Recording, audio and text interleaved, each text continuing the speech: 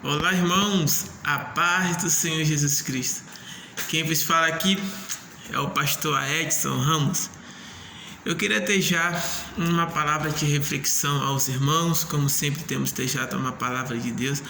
E eu sou muito grato por esse dia, sou muito grato pela oportunidade que o Senhor tem nos concedido de mais uma vez estarmos em sua presença, né? Tivemos essa semana a notícia ontem do falecimento do cantor Lázaro, que para nós foi uma grande perca, um grande servo de Deus, um grande ministrante, né, compositor, que esteve entre nós, né, desde 1966 até 2021, e coube ao Senhor recolhê-lo. E para nós aqui fica um sentimento, né, triste, mas nós sabemos que o céu está em festa, né, por receber mais um servo de Deus.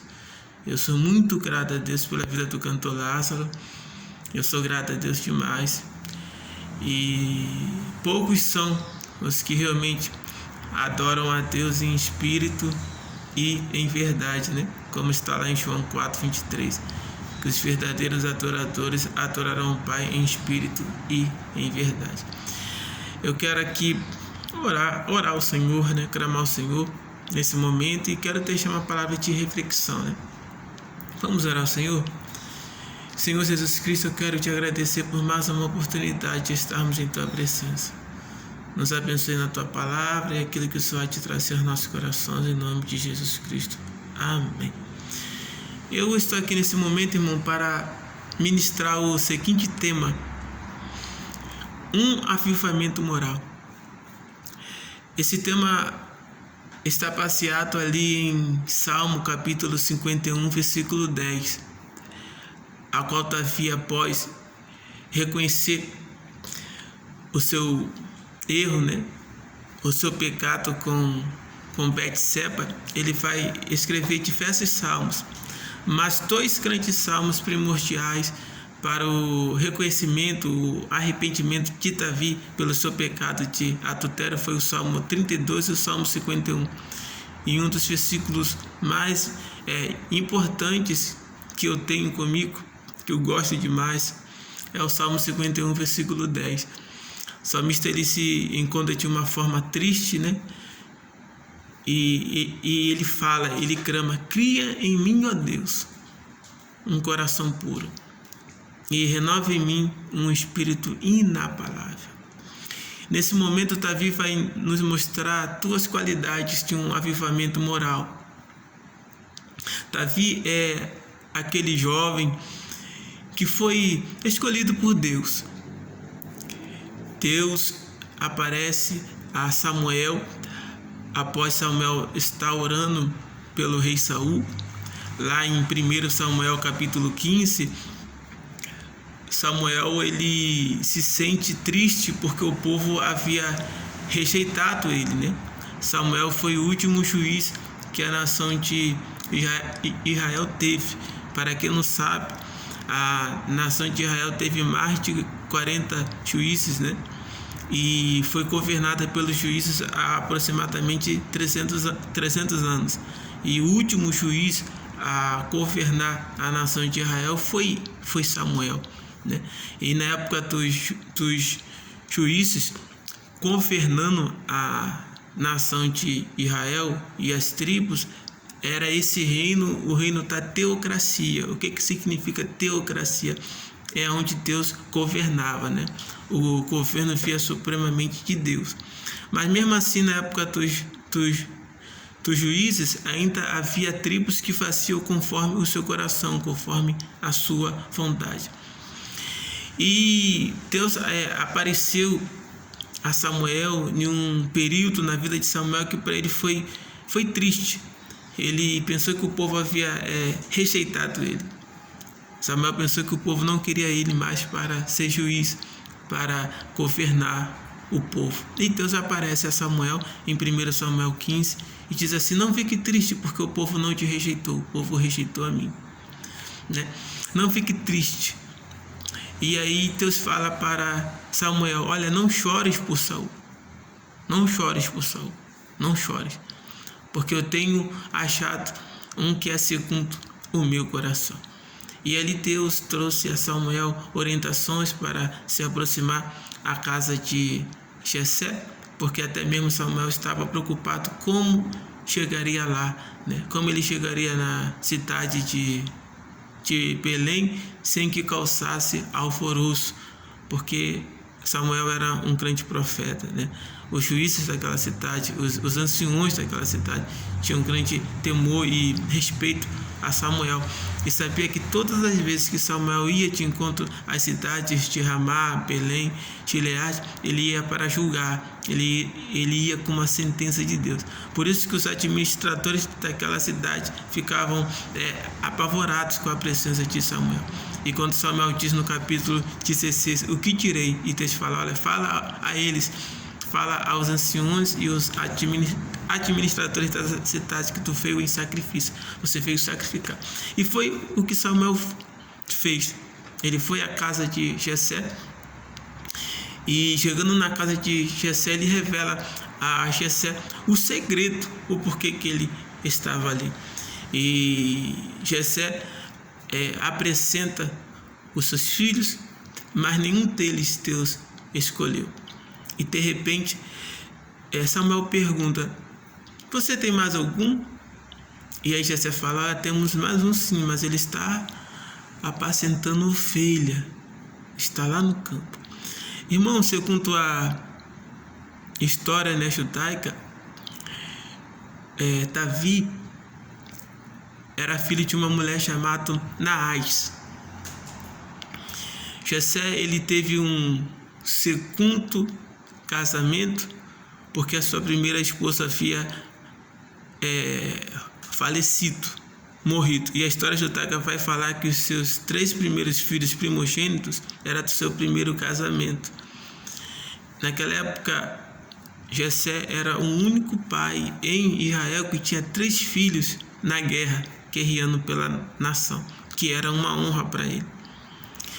E como Jessé resolveu casar-se novamente, os filhos mais velhos de Jessé não aceitaram o seu segundo casamento com Naás, e também não aceitaram os filhos que vieram do segundo casamento. A Bíblia vai falar lá no livro de Crônicas, se eu não me engano, no capítulo 5, vai falar sobre Davi, e também vai falar das 2 irmãs que Davi tinha, e ele era o irmão mais velho. Então, para que não houvesse contrito ou conflito com a família, Jessé constrói uma casa lá no fundo da sua fazenda e do seu sítio, e ali Naás mora juntamente com Davi e suas 2 outras filhas que também eram filhas de Jessé. Então, quando Jessé fala que Davi está no campo apacentando ovelha, é porque Davi estava perto ali da sua casa, que ficava lá no fundo daquela fazenda de seu pai, cuidando das ovelhas ali. E o que me chama a atenção que as ovelhas que Davi cuidava eram ovelhas malhadas. O que significa ovelhas malhadas? Eram aquelas ovelhas que tinham problema genético, eram aquelas ovelhas que nasciam, elas nasciam, né, com problema genético, ou seja, ovelhas que ninguém queria cuidar, totalmente deformadas, né? Elas nasciam de uma forma que não era normal. Elas tinham uma grande, né, dificuldade no seu DNA, né? Ovelhas que eram para ter 4 patas tinham 6 patas, 8 patas, que em vez de ter uma só cabeça, tinha 2, né, cabeças, né? Então eram ovelhas deformadas. Isso que significa a palavra malhada, né? Tinham ovelhas que nasceram com o seu DNA, né, deformado. E Davi, ele era pastor dessas ovelhas, ovelhas destruídas, né? Ovelhas que ninguém queria cuidar, ovelhas que ficavam e eram rejeitadas, mas ele era pastor e ele cuidava delas. Ser pastor de ovelhas naquela época, como também hoje, não era fácil. Por quê? porque Davi tinha que cuidar das ovelhas no deserto. E ele tinha que seguir o tempo da cheia, o tempo da chuva. Ou seja, se chovesse no norte, Davi pegava as ovelhas e ia para o norte. Se chovesse no sul, Davi pegava suas ovelhas e descia para o sul, né? Conforme era o tempo, né, de chuva, para que houvesse pasto para aquelas ovelhas, Davi ele seguia juntamente com aquelas ovelhas. E assim Davi ele foi, né, crescendo, e Deus foi dando Davi moral. Deus foi dando Davi crescimento, estatura. Davi foi se adaptando. E houve uma época no reinado de Saul que precisaram de músicos, e se apresentou a Saul 70 músicos, e Davi era um deles, na qual Davi foi escolhido para tocar ao rei, no qual o rei ficava possesso e endemoniado, mas quando Davi tocava, a unção de Deus vinha sobre ele e Saul era liberto. A mãe de Davi, segundo a história judaica, ela era levita, da tribo de Levi, e Davi também era levita, né? Também cultuava e adorava ao Senhor. Então Davi era um homem extraordinário, um servo de Deus extraordinário. Davi era um homem que tinha princípios, que tinha valores, que tinha o seu coração quebrantado e voltado para Deus. Davi ele errou, pecou em várias áreas, mas tem 3 coisas que Davi nunca fez. Davi nunca se prostrou a um Deus estranho, Davi nunca deixou de se arrepender, e Davi nunca deixou de buscar e de orar ao Senhor por uma direção. Então, é um avivamento moral. Davi era um homem de uma grande moral, de um grande ânimo perante ao Senhor e por onde ele passava. De repente também houve uma grande oportunidade de uma guerra entre Gade, ali entre Gade e as peiras de Asaf, no deserto da Arábia, ali entre a Arábia e Jerusalém, onde fica hoje o povo palestino. E um gigante estava desafiando um menino, né? E na verdade, esse menino que se dispôs a lutar contra esse gigante não teve medo, ele foi na autoridade do Senhor. E aí que José ficou, foi aí que Davi ficou conhecido, com essa luta contra o gigante. Foi uma oportunidade que Deus deu a Davi, e Davi mais uma vez ficou conhecido. Aquele gigante que tinha aproximadamente 250 anos, né? Pesava aí aproximadamente 320 quilos, e a altura do gigante Golias era também de 3 metros e 20, né? Comparando a Davi, que era um jovem de aproximadamente entre 22 a 25 anos, pesava aí 65 quilos, né? A sua massa corporal era de 65 quilos. Davi não era um homem aparente para vencer aquele gigante, mas no temor de Deus venceu. A história judaica vai falar que o gigante Golias, o nome Golias não era um nome daquele gigante, né? Mas sim um título. Por quê? Porque Golias, né? Os descendentes de Golias, os irmãos de Golias, a família dos Golias, eram os que lutavam pelos filisteus. Então por isso que leva esse nome, né? O nome Golias. A palavra Golias significa aquele que leva ao cativeiro, né? E nós vemos aí que naquela guerra que Golias luta contra Davi, ele não estava só, os seus outros 4 irmãos estavam lá com ele. A tradição judaica vai falar que a mãe, né, de Golias era Dalila, né? E a tradição judaica vai falar, a lenda judaica também vai falar que quem cuidou de Golias foi Orfa, aquela mesma Orfa que abandonou Ruth.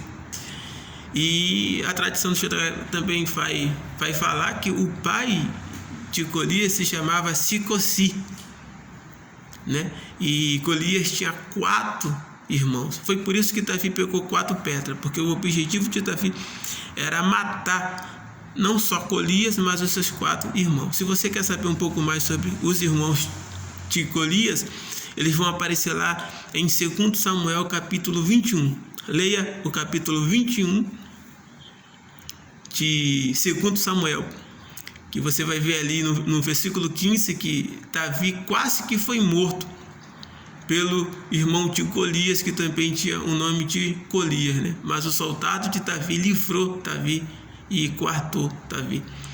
Então vemos aí que Davi vence aquela guerra com aquele gigante, né? Passa por uma perseguição por Saul por um longo tempo, né? A história vai falar que Saul perseguiu Davi por mais de 10 anos, né? Perseguindo Davi para querer matar. E nós vemos a primeira unção de Davi em 1 Samuel capítulo 16, que foi entre a família. Vemos a segunda unção de Davi em 2 Samuel capítulo 2, na cidade de Hebron. E vemos a terceira unção de Davi em 2 Samuel capítulo 5, que é na nação de Israel. Davi era para estar descansado, glorificando e exaltando a Deus. Mas porém, em um certo tempo de guerra, Davi ele se descuida. Está lá em 2 Samuel capítulo 11. Em vez de Davi estar na guerra, Davi está no seu palácio, descansando, quando de repente ele avista Betseba e é seduzido por ela. Davi, sendo um grande homem que escreveu mais de 75 salmos, tinha uma atitude moral irrepreensível. Era um homem de caráter, um homem firme, um homem solidificado por Deus. Mas em uma legalidade, em uma brecha, ele se deixou levar e ele cai. Ele cai fisicamente, ele cai emocionalmente, ele cai espiritualmente, ele cai financeiramente, ele cai. Em 2 Samuel capítulo 11, nós vamos ver que Davi ele comete 70 pecados. 70 pecados. E ele faz sofrer também 70 consequências por causa de um só erro. Deus leva o profeta Natan a conversar com ele. Ele se arrepende no capítulo 12 de 2 Samuel capítulo 12. Ele se humilha, ele se arrepende, mas Davi sente que está faltando algo a mais. E ele vai para o seu quarto, fecha sua porta e escreve na sua escrivania o Salmo 51. E em um desses versículos ele escreve: crie em mim, ó Deus, um coração puro e renove em mim um espírito reto. Ele está pedindo um avivamento moral. Ele está pedindo: Senhor, renova o meu caráter, renova a minha vida espiritual. Nós vemos aí que Deus ele entra em ação e ouve o clamor de Davi. Vemos o pecado de Davi, mas também vemos o perdão de Deus, porque é Deus que perdoa, porque pecado sempre vai ser pecado, e o maior segredo do pecado são as consequências que vêm por detrás. Mas Davi ele se quebranta de uma tal maneira que Deus traz a ele um avivamento moral. O profeta Natan diz: olha, a espada do Senhor vai estar sobre a tua casa, porque tu pecaste contra Deus. Mas quando Davi sofre as consequências do seu pecado, ele vê sua casa sendo destruída, sua família sendo destruída, seus filhos sendo destruídos. Ele vai para o seu particular com Deus. Ele vai orar ao Senhor. Ele vai clamar ao Senhor. E Deus traz sobre Davi um avivamento. Deus vai falar com Davi lá em 2 Samuel capítulo 7, do versículo 1 em diante. Deus vai falar: Davi, da tua semente, da tua descendência vai sair o cetro de Israel, a raiz de Jessé, o Messias. Do teu trono vai sair o ungido das nações. E ali Deus começa a fazer promessas para Davi. Deus começa a avivar Davi novamente, moralmente. Davi havia caído em uma imoralidade de adultério e de prostituição. O ministério de Davi havia caído, acabado. Se fosse nos dias de hoje, ele não teria oportunidade. Nas nossas igrejas, nem para ser porteiro. Mas Deus olha o coração do homem. Deus conheceu o coração de Davi. E Deus foi lá e lhe fez uma promessa. Eu não sei como é que você se encontra. Não sei qual é o pecado que você tem cometido. Não sei aonde você tem caído. Ou como você tem caído. Mas eu profetizo sobre a sua vida um avivamento moral. O mesmo Deus que trouxe um avivamento moral na vida de Davi, lhe fazendo promessa, lhe enchendo de esperança, ainda convicta, trazendo ali propósito, vai lhe trazer promessa. Porque Deus não se esqueceu de você. Deus vai te avivar. Deus vai limpar essa mancha. Deus vai limpar esse pecado. Deus vai te restituir. Restituir não é devolver aquilo que você perdeu. É dar algo novo. É dar algo restaurado, transformado. Melhor ainda daquilo que você tinha. Ninguém pensou que você ia se levantar. Ninguém pensou que você ia se erguer após uma queda, um adultério, uma prostituição, após um pecado. Ninguém pensou que você ia se colocar de pé após uma mentira, após uma falha. Verdadeiramente nós não somos homens. Nós não somos. Não há Superman. Não há super-homem, não há Mulher Maravilha, não há Hulk. Todos nós somos falíveis. O que Deus quer é que a gente reconheça o nosso pecado e se arrependa. E aí o Espírito Santo de Deus vai vir sobre nós e vai trazer um avivamento moral. Então essa é a palavra que eu quero deixar para os irmãos. Um avivamento moral na vida de Davi. Salmo 51, versículo 10. Cria em mim, ó Deus, um coração puro e renova em mim o espírito. Não importa o que falam de você. Não importa o que façam contra você. Deus vai lhe trazer um avivamento. E esse avivamento vai ser uma bênção na tua vida. Quantos pensavam que você ia estar caído, Deus vai te colocar de pé. Que Deus em Cristo vos abençoe. Aqui quem vos fala é o pastor Edson Ramos. Se inscreva no nosso canal. Assine lá o nosso sininho. E as outras notificações, outros vídeos que a gente vai estar postando sobre a palavra de Deus, vocês vão estar cientes e vão estar recebendo. Ore por nós. Em nome de Jesus Cristo, que Deus em Cristo vos abençoe. Amém. Receba um avivamento moral em sua vida e na sua história.